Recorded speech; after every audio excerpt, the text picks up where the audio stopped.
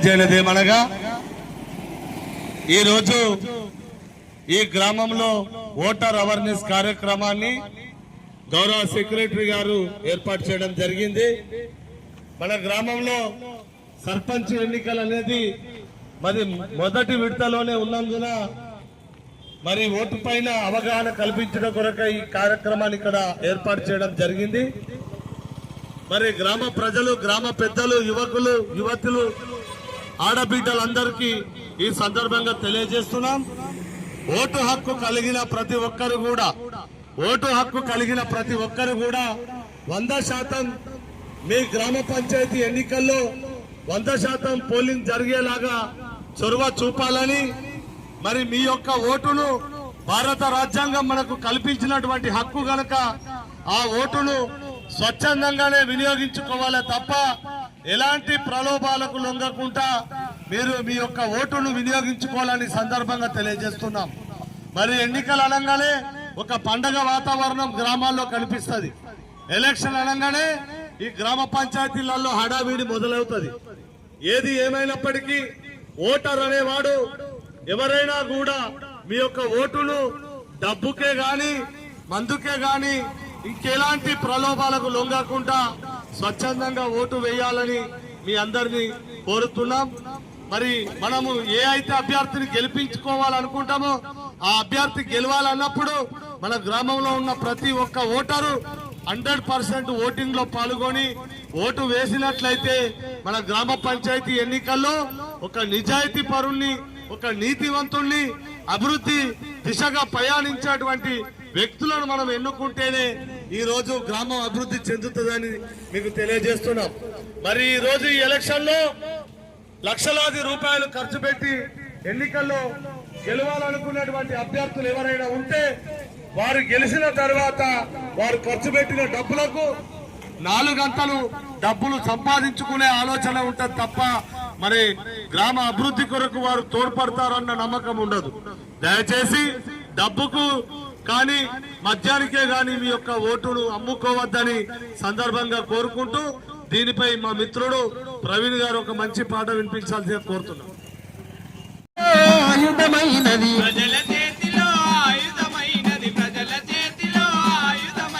ప్రజాస్వామ్యముల ప్రధానమైనది ప్రజల చేతిలో ఆయుధమైనది,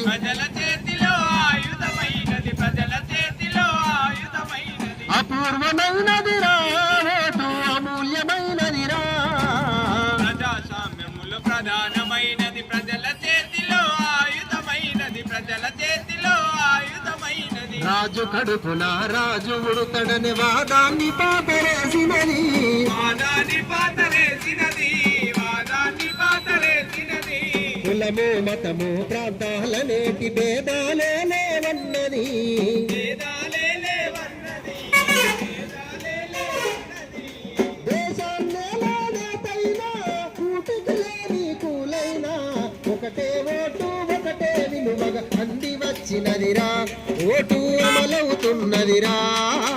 ప్రజాస్వామ్యములు ప్రధానమైనది ప్రజల చేతిలో ఆయుధమైనది, ప్రజల చేతిలో ఆయుధమైనది. ప్రతి ఓటుకు ఒక విలువ ఉంటుంది, ఓటేసి పై శాసిస్తుంది, ఓటేసీటై శాసిస్తుంది, ఓటేసీటై శాసిస్తుంది. అధికారాన్ని నిలబెడుతుంది, అటు ఇటు చేస్తే పడగొడుతుంది, అటు ఇటు చేస్తే పడగొడుతుంది, అటు ఇటు చేస్తే పడగొడుతుంది. తెల్ల కాగితము కాదన్నా కవితను మార్చే ఆయుధమన్నా, నోటుకు ఓటు అమ్మిన కవిత అంధకారమన్నా అది మహాద్రోహమన్నా.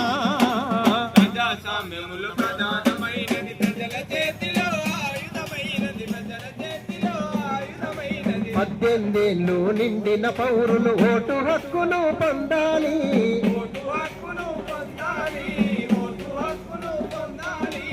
ఓటు హక్కును పొందిన పౌరులు రాజ్యాంగేలవ రావాలి, రాజ్యాన్నేలగ రావాలి, రాజ్యాన్నేలగ రావాలి.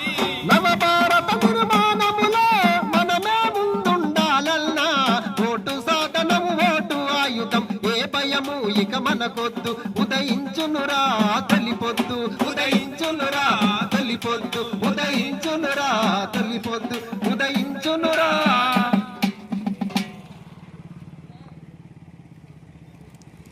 ధన్యవాదాలు ప్రవీణ్ గారు చక్కటి పాటను ఓటుపై వినిపించినందుకు.